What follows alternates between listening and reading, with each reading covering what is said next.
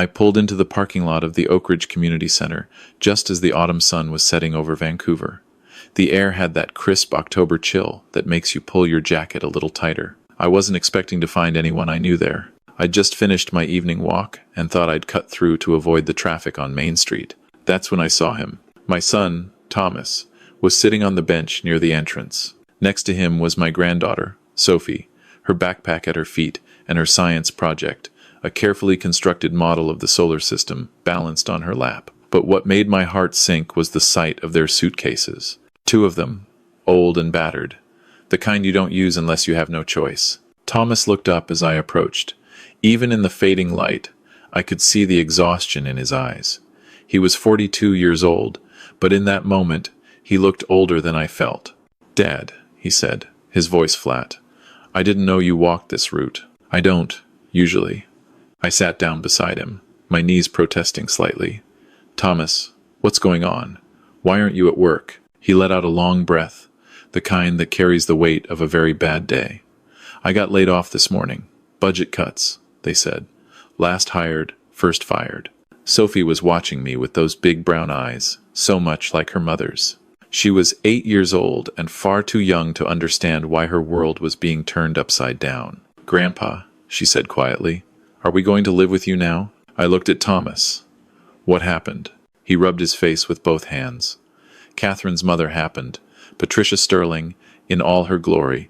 He said the name with a bitterness I'd never heard from him before. "When I got home after being let go, I thought Catherine would understand. We'd figure something out together, you know? But her mother was there. She'd been staying with us for the past month. And he stopped, shaking his head. "She what?" She said that this was proof that Catherine had married beneath her station, that I'd never amount to anything, just like my father before me. He looked at me then, and I saw the shame in his eyes. "She said our bloodline wasn't worthy of the Sterling name. She told Catherine it was time to cut her losses." I felt something cold settle in my chest. Not anger, not yet, just a quiet, crystalline clarity. "And Catherine?" Thomas's voice cracked. "She asked me to leave. Just for a few days," she said, "to give her mother time to calm down, to give everyone space to think." He gestured to the suitcases. I packed what I could, grabbed Sophie from her after-school program. I didn't know where else to go. "You should have called me." "I know. I needed to think first, to figure out what I was going to tell you." I looked at Sophie again. She was hugging her solar system project, and I noticed that Saturn's rings were slightly crushed on one side. "Did you eat dinner?" I asked her. She shook her head. I stood up, my decision made. "Get in the car, both of you. We're going home." "Dad, I can't just—" "Thomas?" I looked down at my son. "Get in the car." Something in my voice must have convinced him, because he stood up and reached for the suitcases. I took one of them. It was heavier than it looked, and Sophie grabbed her backpack and her project. As we walked to my old Honda Civic, Sophie slipped her small hand into mine. "Grandpa, are you mad at us?" I squeezed her hand gently. "No, sweetheart. I'm not mad at you or your dad. Not even a little bit." "Then who are you mad at?" I smiled, but it wasn't a happy smile. "Nobody you need to worry about right now." The drive to my house in East Vancouver took 20 minutes. Thomas sat in the passenger seat, staring out the window. Sophie fell asleep in the back, her head resting against her science project. I could see her in the rearview mirror, her face peaceful in a way that made my chest ache. I'd lived in the same house for 35 years. It was a modest 2-bedroom bungalow, nothing fancy. The paint was peeling in places, and the roof would need replacing in another year or 2. But it was paid off. It was warm, and it was home. When we pulled into the driveway, Thomas finally spoke. "I'm sorry, Dad." "For what?" "For failing. For proving Patricia right." I turned off the engine and sat there in the darkness. "Thomas, the only thing you failed at is choosing a wife who values her mother's opinion over her husband's dignity. That's not a failure. That's a learning experience. She called you a nobody. Said that you'd wasted your life in that textile factory, that I was destined to do the same. She said Sophie deserved better than to grow up around failure." I was quiet for a moment. Then I said, "Let's get Sophie inside. We can talk after." We carried everything in. Sophie woke up enough to walk, and I directed her to the guest bedroom, my home office, really. But I'd put a daybed in there years ago for when they visited. Thomas would take the couch. It wasn't ideal, but it would do. I made grilled cheese sandwiches and tomato soup, simple comfort food. Sophie ate hers slowly, still half asleep, and then brushed her teeth in the bathroom while Thomas and I cleaned up. After I'd tucked Sophie in and read her a chapter from the book on her nightstand, something about a girl who could talk to animals, I came back out to find Thomas sitting at the kitchen table, his head in his hands. I poured us both coffee, even though it was past 9 o'clock. Some conversations need coffee. "Tell me everything," I said. And he did. He told me about how Patricia Sterling had never approved of the marriage, how she'd tried to talk Catherine out of it right up until the wedding day, how she'd made subtle comments over the years about Thomas's job, his prospects, his family background, how Catherine had always defended him. But lately, since her father had died and left Patricia alone, she'd been spending more and more time with her mother. "I thought we could weather it," Thomas said. "I thought our marriage was strong enough. But when I lost my job today, it was like a switch flipped. Patricia was already at the house when I got there. I think Catherine must have called her immediately, and Patricia she tore into me. Said I'd wasted Catherine's best years. Said that Catherine could do better, that she could find someone from her own circle, someone worthy. And Catherine said nothing? She said she needed time, that her mother had valid points, that maybe we'd rushed into things." He laughed, but there was no humor in it. "We've been married for 9 years, Dad. Sophie is 8 years old. What part of that was rushed?" I sipped my coffee. "What do you want to do?" "I don't know. Find another job, I guess. Prove them wrong. Show Patricia that I'm not a failure." "Thomas, you're not a failure. You've never been a failure. But I don't have anything. No savings." Catherine handled the finances, and most of my paycheck went into the joint account. No prospects, no wealthy family to fall back on. He looked at me. "I'm 42 years old, and I'm sleeping on my father's couch. There are worse places to be." He shook his head. "Patricia was right about one thing. I'm just like you. I worked hard my whole life, and I've got nothing to show for it. No safety net, no backup plan, just nothing." That's when I set down my coffee cup and looked at my son. Really looked at him. "Thomas," I said quietly, "there are some things you don't know about me." He frowned. "What do you mean?" "I mean that Patricia Sterling doesn't know everything. Catherine doesn't know everything. Hell, you don't know everything." "Dad, what are you talking about?" I stood up and went to the small bookshelf in the living room. Behind a row of old paperbacks, there was a folder. I'd kept it there for years, never needing to look at it, but always knowing it was there. I brought it back to the table and opened it in front of Thomas. Inside were documents, legal papers, investment statements, corporate filings. Thomas stared at them. "I don't understand. When you were young, your mother and we didn't have much. You remember that?" He nodded slowly. "I worked at the textile factory for 30 years. Shifts, overtime, everything I could get. Your mother worked too, cleaning houses, taking in sewing. We saved every penny we could.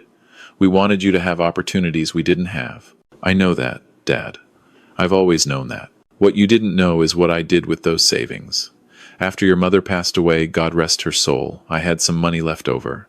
Not much, but some. And I had time. A lot of time, and nothing but memories to fill it." I pulled out one of the documents.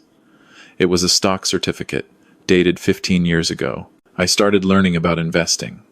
Went to the library, read books, watched videos online. I started small, very small. A few $100s here and there, invested in companies I believed in. Technology, mostly. Companies that were making things that seemed useful, that seemed like they'd matter in the future. Thomas was reading the documents now, his eyes getting wider. "Over the years, I kept working, kept saving, kept investing. Nothing big. Nothing flashy. I didn't tell you because I wanted you to make your own way, to not rely on me or anyone else. I wanted you to be strong, to be independent. Dad, these numbers, I know what the numbers say." Thomas looked up at me. "You're a millionaire, several times over, if we're being precise." He sat back, stunned. All this time, but you still live in this house. You still drive that old Honda. I live the way I choose to live. The money isn't for fancy cars or big houses. It's invested, it's growing, and it's waiting." "Waiting for what?" I smiled. "For the right moment. Thomas was quiet for a long time. Then he said, Patricia Sterling, her family's company. Sterling Imports. Yes, I know it well. How? Thomas. I pay attention. When you married Catherine, I made it my business to know everything about the Sterlings. Their company, their finances, their business dealings. Did you know that Sterling Imports has been struggling for the past 3 years? He shook his head. They've been losing contracts to cheaper competitors. Their market share is down. Their debt is up. They need a major capital infusion or a buyout within the next 6 months.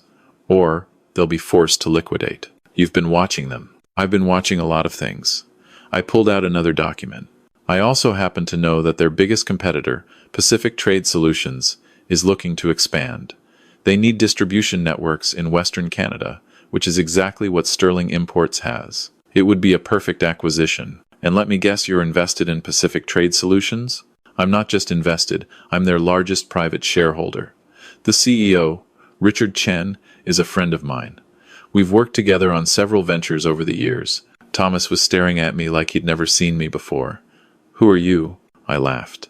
I'm your father. I'm Walter Morrison, the man who spent 30 years in a textile factory. I'm the man who raised you to be honest and hardworking and kind. I'm also the man who learned that there's more than one way to be successful, and that the quietest people in the room are often the ones who understand power the best. So what are you going to do? I finished my coffee. I'm going to make a phone call. And then I'm going to help my son get back on his feet. And then, well, we'll see what happens after that. The next morning, I made pancakes for Sophie while Thomas slept on the couch.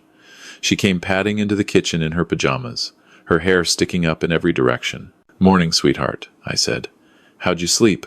Okay. She climbed into a chair. Grandpa, are Mom and Dad getting divorced? The question was so direct, so innocent, that it took me a moment to respond. I don't know, I said honestly.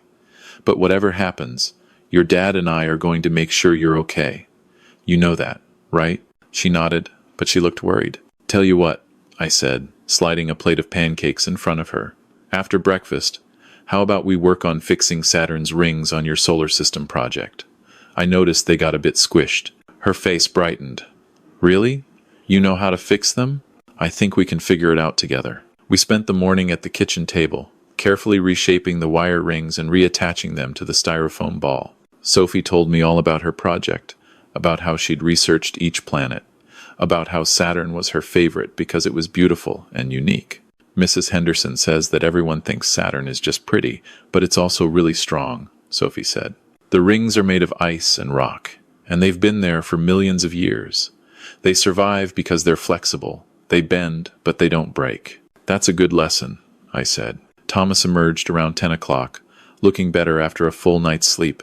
He showered and changed into clean clothes, and then the three of us sat down to talk about practical things. School for Sophie, she'd need to stay enrolled in her current school, which meant someone would have to drive her across town every day. Thomas's job search, he'd start sending out resumes immediately. And money, I'd make sure they had what they needed, no questions asked. Dad, I can't just take your money, Thomas protested. You're not taking it. I'm giving it. There's a difference. But, Thomas, this is what family does. You'd do the same for Sophie if she needed it, wouldn't you? He nodded reluctantly. Then let me do this for you. That afternoon, I made my phone call to Richard Chen. We'd known each other for years, ever since I'd invested in his first startup back in the early 2000s. He'd done well, and so had I. Walter, he said warmly, it's been too long. How are you? I'm well, Richard. I'm calling about Sterling Imports. There was a pause. I'm listening. I know you've been looking at them. I also know they're on the verge of collapse. I'm wondering if you'd be interested in accelerating your acquisition timeline. Possibly. What's your interest in this? Personal reasons. Richard knew better than to pry. All right. What did you have in mind? I want you to make an offer. A generous one, but with conditions. What kind of conditions? I told him. By the time I hung up, the wheels were in motion. Over the next 2 weeks, Thomas threw himself into job hunting. He sent out dozens of resumes, went to interviews, networked with old colleagues. I could see the determination in him, the refusal to give up. It reminded me of myself at his age. Sophie adjusted to the new routine. Thomas drove her to school every morning, and I picked her up in the afternoons. We'd do her homework together at the kitchen table, and I'd help her with her science project, which was due at the end of the month. Catherine called a few times. The conversations were brief and uncomfortable. She wanted to know when Thomas was coming home, but she wouldn't commit to standing up to her mother. She kept saying she needed more time, that things were complicated. "I'm not coming back unless you choose me over her," Thomas finally told her during one call. "I'm not going to be disrespected in my own home. Sophie isn't going to grow up thinking that's normal." Catherine didn't have an answer to that. On the Tuesday of the third week, Thomas got a job offer. It wasn't glamorous, a project management position at a mid-sized firm, but the pay was decent, and there was room for growth. He accepted immediately. "I start Monday," he told me that evening, grinning. "I can finally start paying you back." "You don't owe me anything," I said, "but I'm proud of you." That weekend, Sophie's science fair arrived. Thomas and I both went to watch her present her solar system project. She stood beside her display board, confidently explaining the characteristics of each planet to the judges. When she got to Saturn, she said, "This one's special because it's flexible. The rings have been there for millions of years because they bend instead of break. My grandpa taught me that." The judges were impressed. So was I. After the fair, as we were loading the project into the car, my phone rang. It was Richard Chen. "Walter, it's done. Sterling Imports accepted our offer. The papers will be signed Friday morning. And the conditions? All in place, exactly as you specified." "Good. Thank you, Richard." "Walter, can I ask you something?" "Of course. Why did you want a public apology written into the acquisition terms? That's unusual. Let's just say that some people need to learn the difference between actual worth and perceived status." He chuckled. "Understood. I'll see you at the signing." Friday morning came. I put on my best suit, the one I'd bought years ago for your mother's funeral, and had only worn a handful of times since. Thomas noticed. "Dad, where are you going?" "Downtown. Business meeting." "What kind of business meeting?" "The kind that closes a chapter." He frowned, but didn't push. I think he was beginning to understand that there was more to his old man than he'd realized. The signing took place in the conference room of Pacific Trade Solutions' downtown Vancouver office. Patricia Sterling was there, along with her lawyers and accountants. She looked older than I remembered, more tired. The weight of trying to save a failing company had clearly taken its toll. Richard Chen was there too, along with his legal team, and sitting quietly in the corner, watching everything, was me. Patricia didn't notice me at first. She was too focused on the documents, on trying to negotiate better terms, even though it was far too late for that. Her company was drowning in debt, and this buyout was the only lifeline she had. It wasn't until Richard said, "Before we proceed, there's one final condition that needs to be addressed," that Patricia looked up. "What condition?" she asked sharply. "The acquiring party has requested a public statement from Sterling Imports, acknowledging certain past business practices and interpersonal conduct that reflected poorly on the company's values." Patricia's face went pale. "What are you talking about?" Richard slid a document across the table. "This is the statement that will be issued to the press immediately following the acquisition. It includes an apology for discriminatory hiring practices, elitist attitudes, and the mistreatment of employees and family members of employees based on socioeconomic background." "I'm not signing that." "Then there's no deal." Patricia looked at her lawyers. They looked at the numbers and back at her. One of them leaned in and whispered something. I could see the exact moment she realized she had no choice. That's when she finally noticed me. "You," she said, her voice shaking with rage. "What are you doing here?" "I'm here as a representative of the primary investor," I said calmly.